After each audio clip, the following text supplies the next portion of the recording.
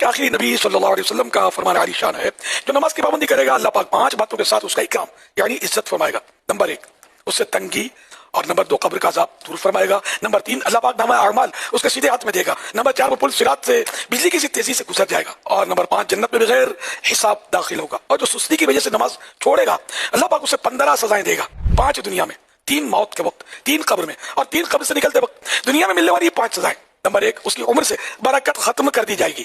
Number 2 اس کے چہرے سے نیک بندوں کی نشانی مٹا دی جائے گی۔ نمبر 3 اللہ پاک اسے کسی عمل پر ثواب نہ دے گا۔ نمبر 4 اس کی کوئی دعا آسمان تک نہ پہنچے گی۔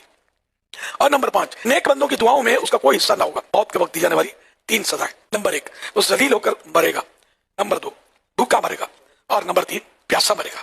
اور اگر اسے دنیا بھر کے سمندر پلا دیے جائیں پھر اس کی پیاس نہ پوچھے گی۔ قبر میں دی جانے والی 3 سزائیں: نمبر 1 اس کی قبر کو اتنا تنگ کر دیا جائے گا کہ اس کی پسلیاں ایک دوسرے میں داخل ہو جائیں گی۔ نمبر 2 اس کی قبر میں آگ بھڑکا دی جائے گی، پھر وہ دن رات انگاروں پر الٹ پلٹ ہوتا رہے گا۔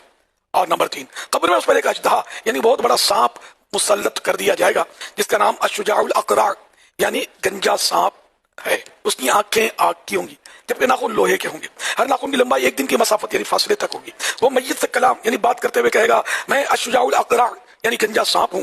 اس کی آواز کڑک تار بجلی کی سی ہوگی۔ وہ کہے گا میرے رب نے مجھے حکم دیا ہے کہ نماز فجر ضائع کرنے پر طلوع آفتاب یعنی سورج نکلنے تک مارتا رہوں، اور نماز ظہر ضائع کرنے پر عصر تک مارتا رہوں، اور نماز عصر ضائع کرنے پر مغرب تک مارتا رہوں، اور نماز مغرب ضائع کرنے پر عشاء تک مارتا رہوں، اور نماز عشاء ضائع کرنے پر فجر تک مارتا رہوں۔ جب بھی وہ اسے یعنی مردے کو مارے گا تو وہ 70 ہاتھ تک زمین میں دھس جائے گا، اور وہ نماز ترک کرنے والا قیامت تک اس عذاب میں مبتلا رہے گا۔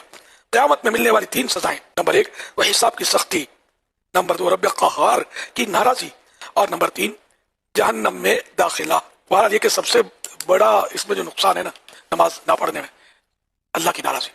ساری سزائیں اپنی جگہ پر ہیں بے شک، لیکن اللہ کی ناراضی یہ سب سے بڑی سزا ہے۔ اگر کوئی اس پر غور کر لے تو، اور ہمیشہ مطلب یہ ذہن میں رکھے اور گڑگڑاتے رہیے اللہ کی بارگاہ میں کہ اللہ تو راضی رہنا، مولا تو راضی